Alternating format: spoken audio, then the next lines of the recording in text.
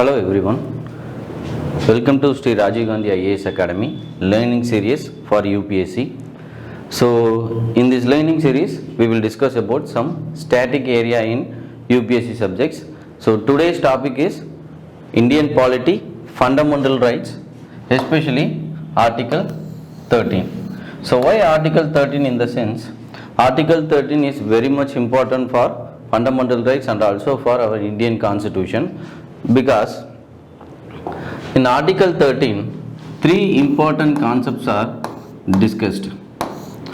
One is related to the concept of constitutionalism. This was a question in 2021 prelims. Constitutionalism. Then the concept of judicial review. Then the third one is the very important one, that is concept of basic structure. So in the மூணு விஷயமும் ரொம்ப important. These three concepts directly or indirectly discussed in our Article 13. Okay, so first one is Article 13 means something.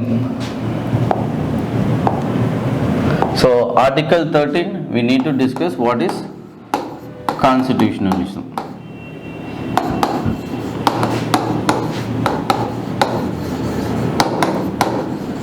So constitutionalism அப்படினா என்ன அப்படினா, so because fundamental rights chapterல நம்ம ரொம்ப தெரிஞ்சுக்க வேண்டிய விஷயம் என்ன அப்படினா, the relationship between state, that is government, either it is central government or state government, and the citizen.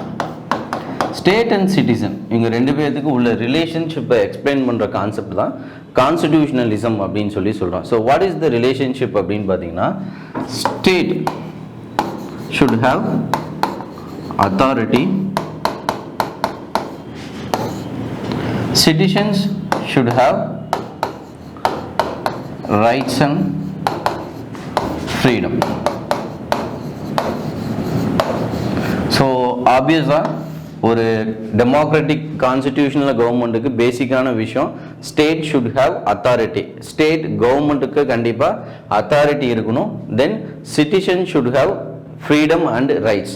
Okay, so because British colonial பீரியடில் வந்து நமக்கு ரைட்ஸ் அண்ட் ஃப்ரீடம்காக தான் நம்ம வந்து நிறைய ஆக்ட்ஸ் வந்து நிறைய ப்ரொடெஸ்ட் பண்ணி எதிர்த்திருப்போம்.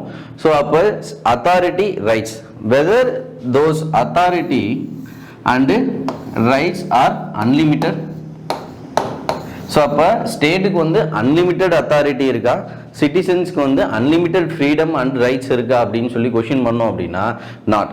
So there is some restriction and limitation. Okay, there should be some restriction and limitation.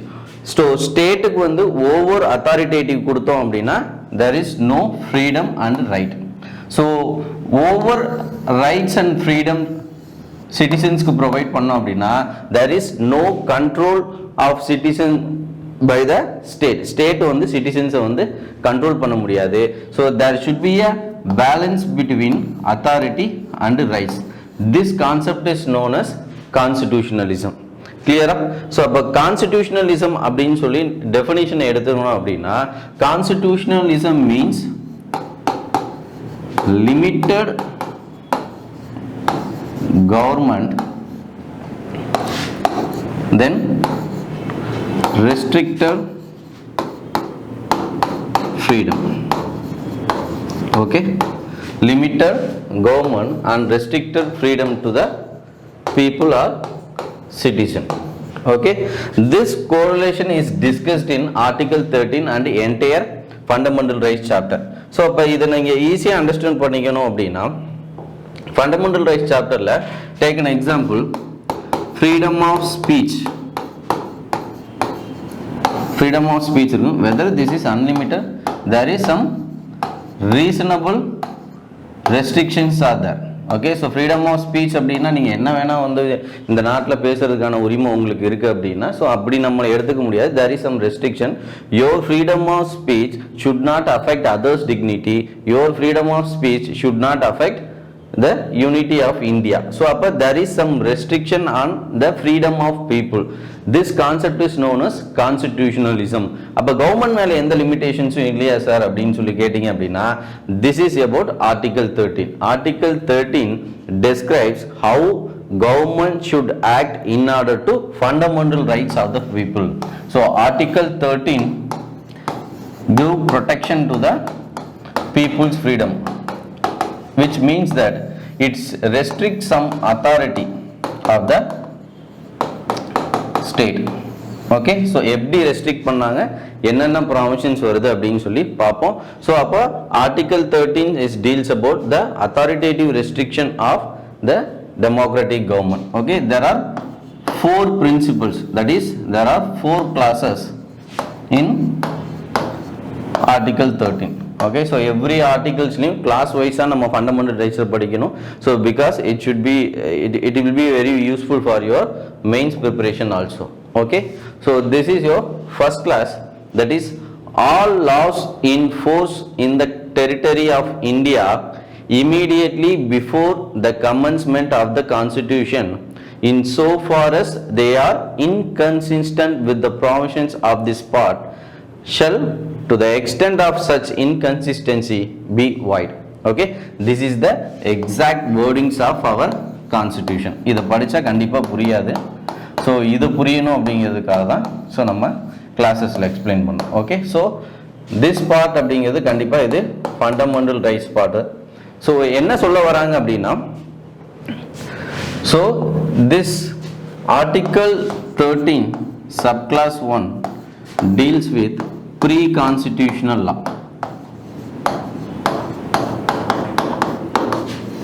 Article 13 subclass 1 deals with pre-constitutional. What is this pre-constitutional law in the sense? So our constitution was implemented in January 26, 1950.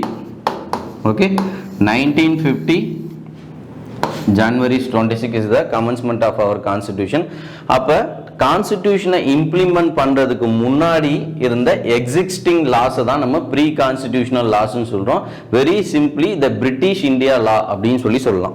ஓகேவா? So pre constitutional law means so before 1950, that is pre constitutional law அப்படின்னு சொல்றோம். இந்த pre constitutional லால first dealing என்ன சொல்றாங்க, article 13 subclass 1ல என்ன சொல்றாங்க அப்படின்னா, so after the commencement of our கான்ஸ்டிடியூஷனை இம்ப்ளிமெண்ட் பண்ணதுக்கு அப்புறம் British Indian laws, that is our pre constitutional laws which inconsistent with our fundamental rights chapter. Okay, so இதுக்கு முன்னாடி அந்த லாஸ் வந்து இம்ப்ளிமெண்டேஷன்ல இருக்கு. If those particular law violates our fundamental rights provisions, நம்ம fundamental rights provisions ஒரு particular law violate பண்ணுது அப்படின்னா this law will be declared as unconstitutional or void. ஓகேவா? ஸோ அப்போ ஒரு பர்டிகுலர் லா வந்து ஃபண்டமெண்டல் ரைட்ஸ் ப்ராவிஷன்ஸை வந்து அஃபெக்ட் பண்ணுறாங்க அப்படின்னா so that particular law will be declared as unconstitutional. If a particular law never violates a fundamental right means this law will be considered as constitutionally valid and also it will be implemented after also 1950. Okay, so இதுக்கு என்ன example அப்படின்னா, take an example of vernacular press act of 1878. Okay, so Lord Lytton கொண்டு வந்திருப்பாரு. So vernacular press act 1878 அப்படிங்கிறது it is a pre-constitutional law. இந்த லால வந்து ஒரு ப்ராவிஷன்ஸ்ல வந்து என்ன சொல்லியிருப்பாங்க அப்படின்னா, the press, okay, the printing press should not write against the government, the printing press should not create any dissatisfaction against the government towards the people. அப்ப நீங்க கவர்மெண்ட்டுக்கு அகைன்ஸ்டா எந்த ஒரு பேப்பர்லயும் எந்த ஒரு நியூஸும் பப்ளிஷ் பண்ணக்கூடாது. பீப்புளுக்கு வந்து கவர்மெண்ட் மேல அதிருப்தி ஏற்படுற மாதிரி எந்த ஒரு பர்டிகுலர் நியூஸும் நீங்க வெளியிடக்கூடாது. எல்லா நியூஸுமே கவர்மெண்ட்ல கொண்டாந்து ஸ்க்ரூட்டனைஸ் பண்ணிட்டு தான் நீங்க ரிலீஸ் பண்ணணும் அப்படின்னு சொல்லி வெர்னாக்குலர் பிரஸ் ஆக்ட்ல ஒரு ப்ராவிஷன் இருக்கு. ஓகே, ஸோ இது 1950 ஜனவரி 25 வரை இருக்குன்னு வச்சுங்க. After the implementation of our constitution, fundamental rights chapter so fundamental ரைட்ஸில் ஆர்டிகல் 19 சப்கிளாஸ் 1A நம்ம என்ன படிப்போம் அப்படின்னா that is freedom of speech and expression அப்படின்னு சொல்லி ஒரு விஷயம் படிப்போம். ஸோ அப்போ freedom of speech and expression அப்படிங்கிறது வந்து நம்ம என்ன வேணால் நம்ம அதாவது அப்பார்ட் ஃப்ரம் த எக்ஸ்க்ளூஷன் நம்ம ரெஸ்ட்ரிக்ஷனுக்கு உட்பட்டு என்ன வேணால் பேசலாம், something for the welfare of the society and also for the welfare of the personal things. So என்ன வேணால் எக்ஸ்பிரஸ் பண்ணலாம். So freedom of press is also a collective expression அப்படின்னு சொல்லி பின்னாடி படிப்போம். ஸோ அப்போ ஃப்ரீடம் ஆஃப் ப்ரெஸ்ஸுங்கிறது ஆர்டிகல் 19 கீழே வருது. பட் அதுக்கு வந்து ஒரு ரெஸ்ட்ரிக்ஷன் வந்து வெர்னாக்குலர் ப்ரெஸ் ஆக்டில் இருக்குது. So it is against our fundamental rights அப்படின்னு சொல்லி இந்த ப்ராவிஷன்ஸை என்ன பண்ணிடுவாங்க, அன்கான்ஸ்டிடியூஷனல் அப்படின்னு சொல்லி டிக்ளேர் பண்ணிடுவாங்க. This is about your article 13 subclass 1. இப்போ படித்து பாருங்கள் புரியும். That is related to Article 13 subclass 1. Okay. So இந்த particular law அவங்க implement பண்றதுக்காக Article 13 subclass 1 வந்து என்ன மாதிரி வந்து எதை பேஸ் பண்ணி இந்த particular law-வை unconstitutional அப்படின்னு சொல்லி டிக்ளேர் பண்றாங்கன்னா there is two judicial concept. Okay, there is two judicial concept. One is related to doctrine of separability.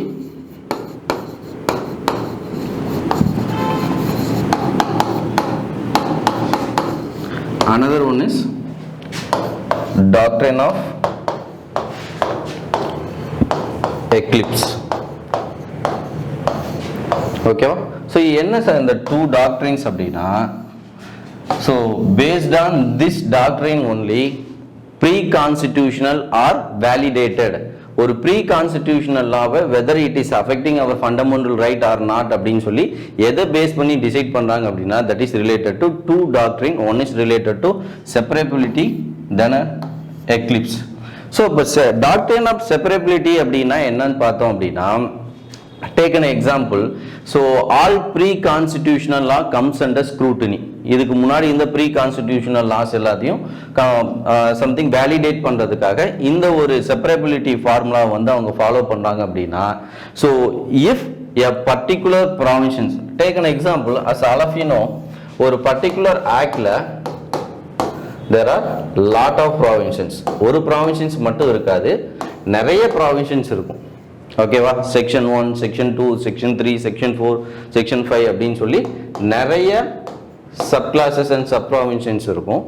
So doctrine of separability in the sense ஒரு சிம்பிளாக ஐடென்டிஃபை பண்ணுறதுக்காக என்ன சொல்லலாம் அப்படின்னா, ஒரு ஃபில்டர் எடுத்துக்கிறீங்க, இல்லை ஒரு சல்லடை மாதிரி ஒரு விஷயம் எடுத்துக்கிறீங்க அப்படின்னா, இந்த ஆக்டோட ப்ராவிஷன்ஸை கொண்டு அந்த சல்லடை மேலே நம்ம கொட்டுறோம் அப்படின்னா அந்த சல்லடை தான் ஃபண்டமெண்டல் ரைட்ஸ்னு வச்சுக்கோங்க. எதெல்லாம் ஃபண்டமெண்டல் ரைட்ஸை வயலேட் பண்ணலையோ அந்த ப்ராவிஷன்ஸ் மட்டும் வேலிடேட்டட் அப்படின்னு சொல்லி கன்சிடர் பண்ணிக்குவோம். For example, provision 1 violates fundamental ரைட்னா அந்த ஆக்டை ஃபுல்லாக வந்து என்ன பண்ண மாட்டாங்க, நான் வேலிடேட்டட் தட் இஸ் அன்கான்ஸ்டிடியூஷனல்னு டிக்ளேர் பண்ண மாட்டாங்க. ஃபர்ஸ்ட் ப்ராவிஷன்ஸை மட்டும் டெலீட் பண்ணிடுவாங்க. செகண்ட் ப்ராவிஷன் வந்து வயலேட் பண்ணலைன்னா இதை அக்செப்ட் பண்ணிக்குவாங்க. தேர்ட் ப்ராவிஷன் வயலேட் பண்ணலைன்னா அக்செப்ட் பண்ணிக்குவாங்க. சிக்ஸ்த் ப்ராவிஷன் வயலேட் பண்ணிச்சுன்னா இதை அக்செப்ட் பண்ணிக்க மாட்டாங்க. Okay, this is declared as unconstitutional. This concept is known as doctrine of separability. Okay, so every provisions of the ஆக்டையும் என்ன பண்ணுவாங்க, வேலிடேட் பண்ணுவாங்க. ஒவ்வொரு ப்ராவிஷன்ஸும் இப்போ ஃபார் எக்ஸாம்பிள் வயலேட் பண்ணுது அப்படின்னா அதை வந்து அன்கான்ஸ்டிடியூஷனல் அனௌன்ஸ் பண்ணிடுவாங்க. வயலேட் பண்ணல அப்படின்னா இட் இஸ் கான்ஸ்டிடியூஷனலி வேலிட் அப்படின்னு சொல்லி டிக்ளேர் பண்ணிடுவாங்க. ஓகே, ஸோ இது ரொம்ப முக்கியம். That is doctrine of separability deals with separate provisions of the act.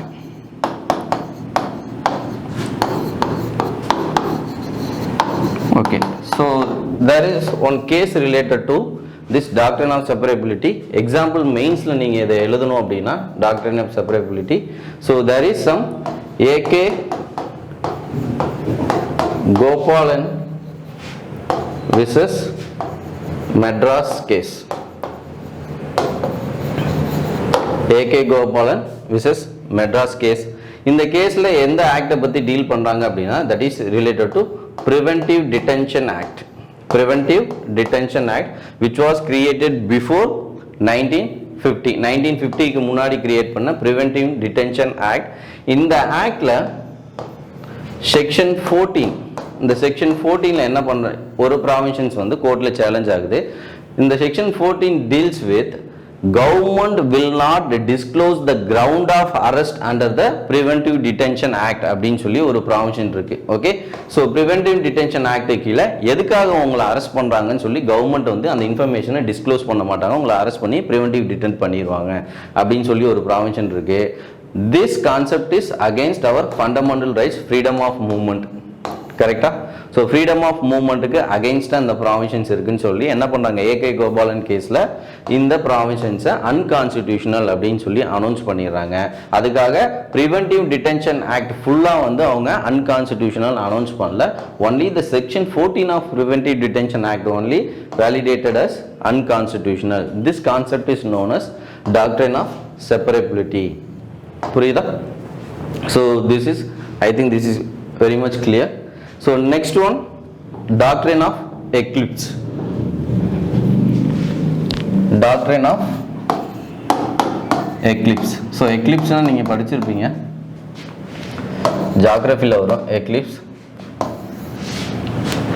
Okay, lunar eclipse, solar eclipse அப்படின்னு சொல்லி படிப்பீங்க. So eclipse in the sense to hide அப்படிங்கிற மீனிங். eclipse அப்படின்னா ஏதோ ஒரு ஃபார் எக்ஸாம்பிள்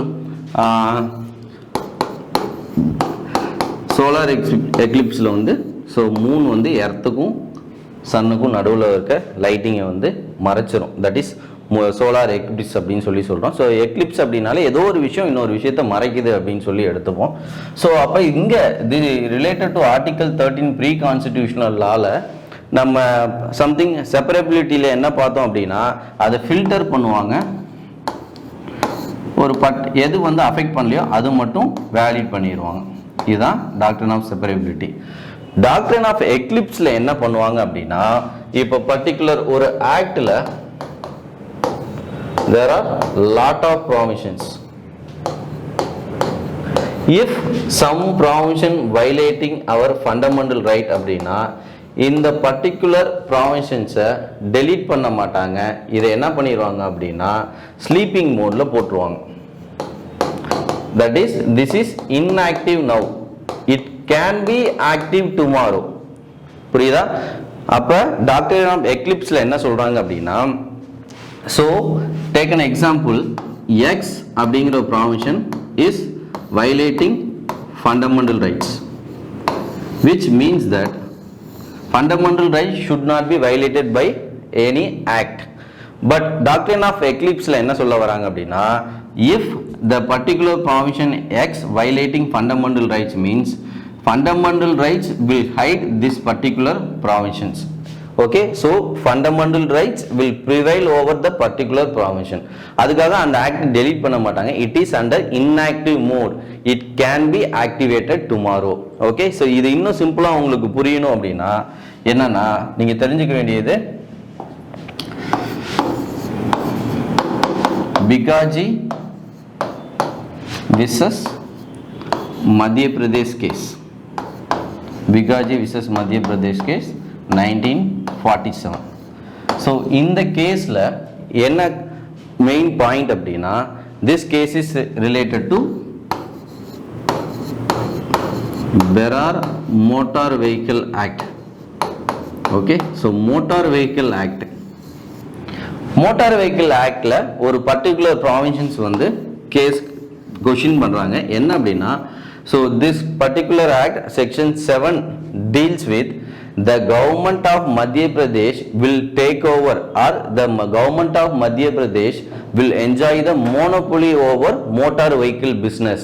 மத்திய பிரதேஷ் கவர்மெண்ட் மட்டும்தான் அந்த ஸ்டேட்ல கவர்மெண்ட் கம்பெனி நடத்தும், that is motor vehicles companies நடத்துவாங்க. there should not be any private player regarding motor vehicles business அப்படின்னு சொல்லி மோட்டார் வெஹிக்கிள் பிசினஸ்ல ரெஸ்ட்ரிக்ஷன் கொண்டு வராங்க. ஓகேவா? this particular provision was challenged in 1947 under our article 19 subclass 6, that is freedom of profession. So in India, under our fundamental rights, So we can follow or we can practice or we can enjoy any profession based on our qualification. Without qualification we cannot enjoy any profession. So this particular Berar Motor Vehicle Act is against article 19 subclass 6, that is our freedom of profession.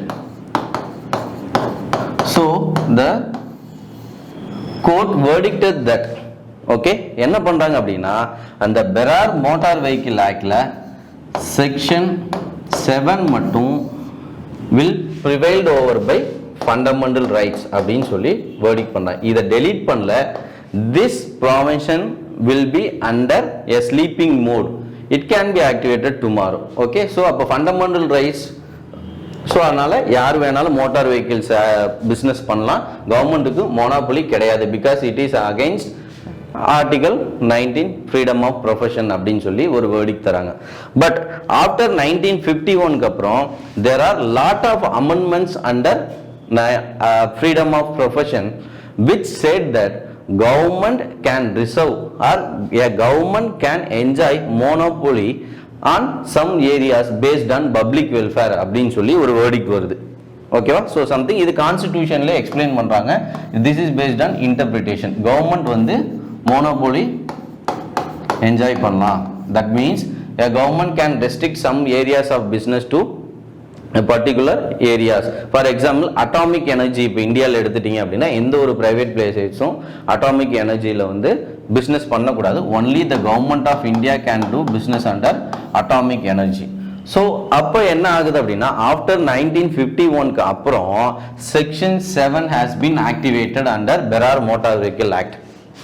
புரியுதா? Say government can, if the government do so government can reserve some areas under Berar Motor Vehicle Act section 7.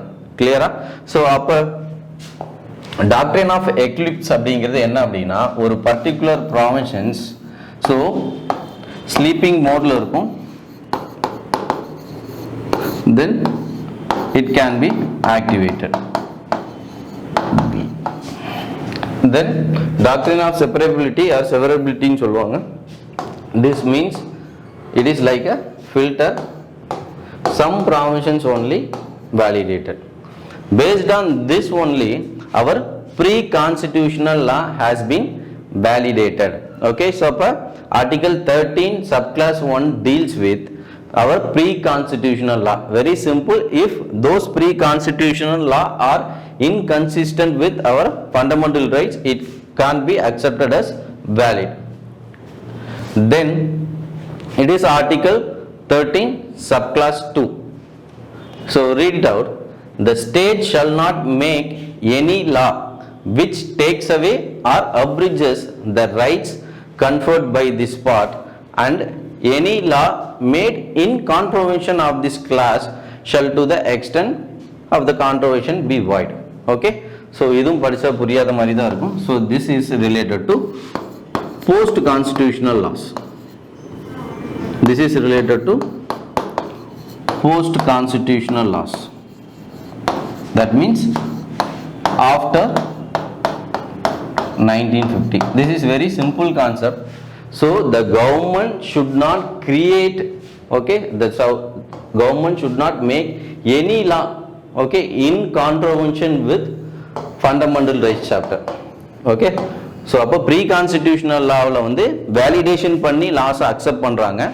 Post constitutional laws after 1950க்கு அப்புறம் if government of India or a government of particular state creates any law it should not violate our fundamental rights chapter. Okay, அப்போ fundamental ரைட்ஸுக்கு கான்ட்ரோவர்ஷனா எந்த ஒரு ஆக்டுமே create பண்ணக்கூடாது அப்படின்னு சொல்லி சொல்றாங்க. Okay, so first one is related to pre constitutional law, second one is related to post constitutional law. So if as of now if any act, any law should not violate our fundamental rights. Okay, so this is our part article 13 subclass 2. So இவ்வளோ நேரம் discuss பண்ண விஷயத்துல ரொம்ப முக்கியமான விஷயம் அப்படின்னா நம்ம அதிகமாக யூஸ் பண்ண வேர்ட்ஸ் வந்து law. So there should be some definition for law. So எதெல்லாம் லா அப்படின்னு சொல்லி கான்ஸ்டிடியூஷன் அக்செப்ட் பண்ணுறாங்க, இதுதான் நெக்ஸ்ட் இஷ்யூ இந்தியன் கான்ஸ்டிடியூஷனில். So what is mean by law? Law அப்படிங்கிறது என்னென்ன? ஃபார் எக்ஸாம்பிள், நான் ஃபாலோ பண்ணுற ஒரு customs, take an example, customs in the sense, you can recently see that Sabarimala கேஸில் வந்து சபரிமலா டெம்பிளில் விமன் என்ட்ரி ஆகக்கூடாதுன்னு எந்த ஒரு லாலையும் சொல்லவில்லை. ஆனால் அதை நம்ம வந்து கஸ்டமாக ஃபாலோ பண்ணுறோம். Whether this custom comes under, அது ஒரு பழக்க வழக்கமாகவும் ஒரு பாரம்பரியமாகவும் நம்ம ஃபாலோ பண்ணுறோம். Whether this custom comes under the definition of law, it is a question mark. Okay, so for example, இந்த கஸ்டம்ஸ் வந்து லாக்கு கீழே வருதா? இல்லை for example administrative rules, for example ஒரு போலீஸ் ஆஃபீஸருக்கு வந்து ஒரு ஏரியாவில் வந்து டியூட்டி போடுறாங்க அப்படின்னா, so police operating principles, that mean PS principle படி என்ன பண்ணுவாங்க அப்படின்னா, ஒரு பர்டிகுலர் ஏரியாவில் உங்களுக்கு டியூட்டி போகிறாங்க அப்படின்னா டியூட்டி டைமில் நீங்கள் அங்கேருந்து எங்கேயுமே மூவ்மெண்ட் ஆகக்கூடாது. This is a rule. Whether it affects our freedom, that is freedom of movement, administrative principles வருமா, இல்லை வெறும் ஆக்ட் மட்டும்தான் லா கீழே வருமா? This clarification given on Article 13 subclass 3. okay, so it deals with law எதெல்லாம் include பண்ணியிருக்கு, then law in force எதெல்லாம் include பண்ணியிருக்கு. in the definition came under many controversies, but we will see. Article 13 subclass 3 small a, law includes any ordinance done by governor and the president, then orders, then bylaw, then rules, then regulation, then notification, then custom or usages. நம்ம follow பண்ற lifestyles also comes under the definition of law. This may be a question for prelims UPSC. okay, so what includes the law under the definition of Article 13? so Article 13 ல law கீழே எது வருதுன்னா ordinance, something order, bylaw, rule, regulation, notification, custom and usages. இது எல்லாமே definition comes under law. So இதுக்கு என்ன meaning அப்படின்னா, நம்ம ஃபாலோ பண்ணுற கஸ்டம்ஸ் கூட that means it should not affect fundamental right. Fundamental ரைட்டை வந்து அஃபெக்ட், வெதர் கவர்மெண்ட்டோட ரூல்ஸ் மட்டும், கவர்மெண்ட்டோட ரெகுலேஷன்ஸ் மட்டும் தான் அஃபெக்ட் பண்ணக்கூடாதுன்னா, நம்ம ஃபாலோ பண்ணுற கஸ்டம்ஸும் ஃபண்டமெண்டல் ரைட்ஸை அஃபெக்ட் பண்ணக்கூடாது. தென் சப்கிளாஸ் பியில் என்ன சொல்லியிருக்காங்கன்னா, law in force. Okay, law in ஃபோர்ஸ்னா is very simple, that is legislatives create பண்ணுற law, then any other competent authority. Okay, so அப்போ லா இன் ஃபோர்ஸ் அப்படிங்கிறது, ஃபார் எக்ஸாம்பிள் இது 1950க்கு இந்த டெஃபினிஷன் தேவைப்படுச்சு. ஏன் அப்படின்னா 1950ல் இப்போ லா என்னென்ன லாஸ் வந்து என்ஃபோர்ஸில் இருக்குது அப்படின்னா, so that means before the commencement of our constitution, that means both before 1950ல் இருந்த லாஸும், தட் மீன்ஸ் ஆஃப்டர் 1950ல் கிரியேட் பண்ண போகிற எல்லா லாஸுமே it in enforce, that means law in force. That உங்களுக்கு இதுலேருந்து என்ன விஷயம் தெரியணும் அப்படின்னா, ஸோ லாவோட டெஃபினிஷன் கீழே என்னென்ன விஷயம் வருது அப்படின்னு சொல்லி முக்கியமான விஷயம் தெரியணும். சரிங்க சார், இந்த டெஃபினிஷன் ரொம்ப சிம்பிளாக தான் இருக்குது, இதில் என்ன கான்ட்ரோவர்சிஸ் வந்திருக்கும் அப்படின்னா, S, there is a big controversy related to Article 13 subclass 3. okay, this subclass never deals with constitutional amendment. Constitutional amendment பற்றி பேசவே இல்லை. Whether the definition of law includes constitutional amendment or never includes constitutional amendment. அப்போ constitutional amendment never comes under the definition of article 13 subclause 3 அப்படின்னா, there is some question whether constitutional amendment can violate fundamental right. அப்போ constitutional amendment use பண்ணி, that means article 368 படி என்ன பண்ணுவோம், constitutional amendment பண்ணுவோம். Constitutional amendment பண்ணி fundamental ரைட்ஸை violate பண்ணலாமா? For example, நம்ம ஒரு ஆக்ட் கிரியேட் பண்ணி ஆர்டிகல் 19லேருந்து என்ன பண்ணுறோம், ஃப்ரீடம் ஆஃப் ஸ்பீச்சையே வந்து அமெண்ட்மெண்ட் பண்ணி ஃப்ரீடம் ஆஃப் ஸ்பீச்சை டெலீட் பண்ணுறோம். இனிமேல் ஃப்ரீடம் ஆஃப் ஸ்பீச் கிடையாது யாருக்குமே, நீங்கள் வந்து இனிமேல் ஒரு பர்டிகுலர் மேஜர் ரெஸ்ட்ரிக்ஷன் கீழே தான் பேசணும் அப்படின்னு சொல்லி சொல்கிறாங்க அப்படின்னா, whether it is valid. அப்போ constitutional amendment can violate fundamental right. This is the most important question we need to discuss in article 13 subclass 3. Okay, so அப்ப article 13 subclass 3 ல constitutional amendment. First one is related to Shankari Prasad case. Shankari Prasad case சிம்பிளா சொல்றேன், ஏன்னா this is the evolution of our concept of basic structure. Basic structure classல இந்த ஒவ்வொரு கேஸை பற்றியுமே டீட்டெயில்டாக பார்ப்போம். பட் வெரி சிம்பிளாக நீங்கள் தெரிஞ்சுக்கணும் அப்படின்னா, சங்கரி பிரசாத் கேஸ் 1951 இந்த கேஸில் என்ன சொல்கிறாங்க அப்படின்னா, constitutional amendment never under article 13. Article 13 கீழே கான்ஸ்டிடியூஷனல் அமெண்ட்மெண்ட் கிடையாது. அப்போ கான்ஸ்டிடியூஷனல் அமெண்ட்மெண்ட்டை யூஸ் பண்ணி நீங்கள் ஃபண்டமெண்டல் ரைட்ஸை எப்படி வேணால் அமெண்ட்மெண்ட் பண்ணிக்கலாம்னு ஒரு வேர்டிக் கொடுக்குறாங்க. Then next one is A K Gopalan case 1967. A K Gopalan case 1967ல அப்படியே வேர்டிக்ட் வந்து சேஞ்ச் ஆகுது. The judiciary said that the word constitutional amendment includes the definition of law under article 13. Okay, article 13 definition கீழே கான்ஸ்டிடியூஷனல் அமெண்ட்மெண்ட்டும் இன்டைரக்டாக இருக்குது. அப்போ கான்ஸ்டிடியூஷனல் அமெண்ட்மெண்ட்டை யூஸ் பண்ணி நீங்கள் fundamental ரைட்டை violate பண்ணக்கூடாது அப்படின்னு சொல்லி ஒரு வேர்டிக் கொடுக்குறாங்க. ஸோ அப்போ இதை வச்சு என்ன பண்ண முடியாது அப்படின்னா, இப்போ ஃபண்டமெண்டல் ரைட்ஸை வயலேட் சம்திங் 1951 இந்த கேஸ் வந்ததுக்கப்புறம் தான் என்ன பண்ணியிருப்பாங்க அப்படின்னா, ரைட் டு ப்ராப்பர்ட்டியை ஃபண்டமெண்டல் ரைட்ஸ்லேருந்து டெலீட் பண்ணியிருப்பாங்க. ஸோ அப்போ ஃபண்டமெண்டல் ரைட்ஸ்லேருந்து நமக்கு ப்ராப்பர்ட்டி ரைட்ஸ் கிடையாது, அதை டெலீட் பண்ணி லீகல் ரைட்ஸாக மாற்றிடுவாங்க. ஸோ தென் கவர்மெண்ட்டோட மொனோபோலிக்காக தட் மீன்ஸ் இந்த கவர்மெண்ட்டோட வில்க்கு தகுந்த மாதிரி இனிமேல் ஃபண்டமெண்டல் ரைட்ஸை அமெண்ட்மெண்ட் பண்ண முடியாது அப்படின்னு சொல்லி கோர்ட் வந்து ஒரு வேர்டிக் கொடுத்துட்டாங்க. கண்டிப்பாக இது வந்து எல்லா பொலிட்டீஷியன்ஸ்க்கும் ஒரு ஷாக்கிங்கான வேர்டிக் தான். ஸோ இதை எப்படி ஓவர் கம் பண்ணுறது அப்படின்னு சொல்கிறதுக்காக ஸோ என்ன பண்ணலாம், கோர்ட்டோட சம்திங் வேர்டிக்டை வந்து நம்ம ஒன்றும் பண்ண முடியாது, மறுபடியும் ரிவர்ஸ் பண்ண முடியாதுன்னு என்ன பண்ணுறாங்க அப்படின்னா, the Parliament of India has created 24th Constitutional Amendment Act. 24th Constitutional Amendment Act create பண்ணி என்ன பண்ணுறாங்க அப்படின்னா, they create, that is 1971, they created Article 13 subclass 4. அப்போ இது வரையும் Article 13 subclass 3 வரையும் தான் இருந்துச்சு. 1971 தான் ஆர்டிகல் 13 சப்கிளாஸ் 4 வந்து இன்க்ளூட் பண்ணுறாங்க. ஸோ அப்போ ஆர்டிகல் 13 சப்கிளாஸ் 4 என்ன சொல்லுது, nothing in this article shall apply to any amendment of this constitution made under article 38. அப்போ ஆர்டிகல் 38ங்கிறது ஒன்றும் இல்லை, கான்ஸ்டிடியூஷனல் அமெண்ட்மெண்ட். அப்போ கான்ஸ்டிடியூஷனல் அமெண்ட்மெண்ட்டை வந்து நத்திங் இன் திஸ் ஆர்டிகல், இந்த ஆர்டிக்கலில் இருக்க எந்த ஒரு ப்ராவிஷனும் ஆர்டிகல் 368 வந்து அஃபெக்ட் பண்ணாது. இதுக்கு என்ன மீனிங்னா, yes government can amend fundamental rights. Okay, government வந்து ஃபண்டமெண்டல் ரைட்ஸை அமெண்ட்மெண்ட்லாம் இல்லை, ஃபண்டமெண்டல் ரைட்ஸை எப்படி வேணால் வயலேட் பண்ணலாம் அப்படிங்கிறதுக்கான இன்டைரக்ட் மீனிங். ஸோ இப்போ ஆர்டிகல் 368 யூஸ் பண்ணி ஃபண்டமெண்டல் ரைட்ஸை அவங்க என்ன பண்ணலாம், ஈஸியாக அமெண்ட்மெண்ட் பண்ணலாம். ஸோ அதுக்காக this provision included in 1971 based on 24th Constitutional Amendment Act. கிளியரா? ஸோ அப்போ இதுக்கு ஒரு ரிவெஞ்ச் ஸ்டோரி இருக்கணும்ல.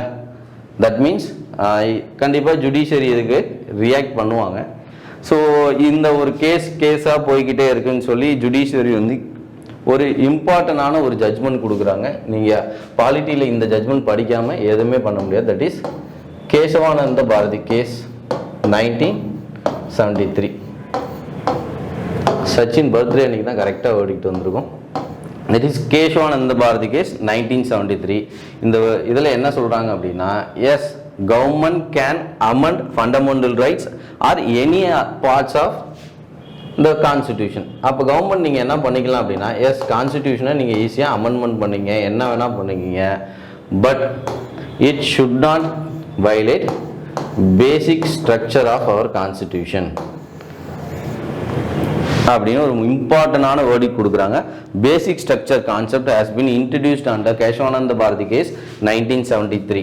ஓகே, ஸோ அப்போ கான்ஸ்டிடியூஷனல் அமெண்ட்மெண்ட் மூலம் நீங்கள் ஃபண்டமெண்டல் ரைட்ஸையும் அமெண்ட்மெண்ட் பண்ணலாம். தட் மீன்ஸ் கான்ஸ்டிடியூஷனில் இருக்க எந்த பார்ட்டை வேணாலும் நீங்கள் அமெண்ட்மெண்ட் பண்ணலாம். But it should not violate basic structure of our constitution அப்படின்னு சொல்லி கேசவானந்த பாரதி கேஸில் ஒரு வேர்டிக் கொடுக்குறாங்க. அப்போ பேசிக் ஸ்ட்ரக்சர்னா என்ன அப்படின்னு டெஃபினிஷன் கொடுங்க அப்படின்னா there is no prescribed definition for basic structure அப்படின்னு சொல்லி ஜுடிஷியரி சொல்கிறாங்க. அப்படிலாம் எதுவும் டெஃபினிஷன் கொடுக்க முடியாது. பேசிக் ஸ்ட்ரக்சர் அப்படிங்கிறது it is a basement for our constitution. For example, India is a republic. India is a democratic. India is a parliamentary form of government. இதெல்லாம் some examples of basic structure. இந்த பேசிக் ஸ்ட்ரக்சரை என்னைக்குமே யாராலையும் மாற்ற முடியாது. இந்தியா வந்து ஒரு ரிபப்ளிக் கண்ட்ரியாக இருக்குது, டெமோக்ராட்டிக்காக இருக்குது. சரி, நாளைக்கே அதை மொனார்க்கியாக மாற்றிடலாமான்னு கண்டிப்பாக மாற்ற முடியாது. அதுக்கு லா வந்து பர்மிட் பண்ணாது. கான்ஸ்டிடியூஷன் அண்ட் ஜுடிஷியரி யாருமே பர்மிட் பண்ண மாட்டாங்க. So very simple sense, it is very basis for our living document, that is our constitution. அப்போ இவ்வளோதான்னு ஒரு 10-15 பாயிண்ட் இருக்கா அப்படின்னு சொல்லி கேட்டிங்க அப்படின்னா there is no single concept, that is a dynamic concept. So அப்போ பேசிக் ஸ்ட்ரக்சர்னா என்ன அப்படின்னு சொல்லி கேசவானந்த பாரதி கேஸில் டெஸ்கிரிப்ட் தான் பண்ணியிருக்காங்க, டெஃபனிஷன் கொடுக்கவே இல்லை. இதுதான் பேசிக் ஸ்ட்ரக்சரில் வரும்னு சொல்லவே இல்லை. நீங்கள் ரீசெண்டாக ஒரு விஷயம் பார்த்தீங்க அப்படின்னா that is NJAC act, national judicial appointments commission, that is our 99th constitutional amendment படி என்ன பண்ணுறாங்க, கவர்மெண்ட் வந்து ஒரு central executive can be a part of the appointment of judiciary. ஒரு சீஃப் ஜஸ்டிஸோ இல்லை ஒரு சுப்ரீம் கோர்ட் ஜட்ஜையோ அப்பாயின்மெண்ட் பண்ணுறதுக்கு ஒரு கமிட்டி ஃப்ரேம் பண்ணுறாங்க. அந்த கமிட்டியில் ஜுடிஷியல் மெம்பர்ஸும் இருக்காங்க, எக்ஸிக்யூட்டிவ் மெம்பர்ஸும் இருக்காங்க. But this act is against constitution அப்படின்னு சொல்லி கோர்ட் வந்து இதை தட் இஸ் அன்கான்ஸ்டிடியூஷனல் டிக்ளேர் பண்ணிடுறாங்க.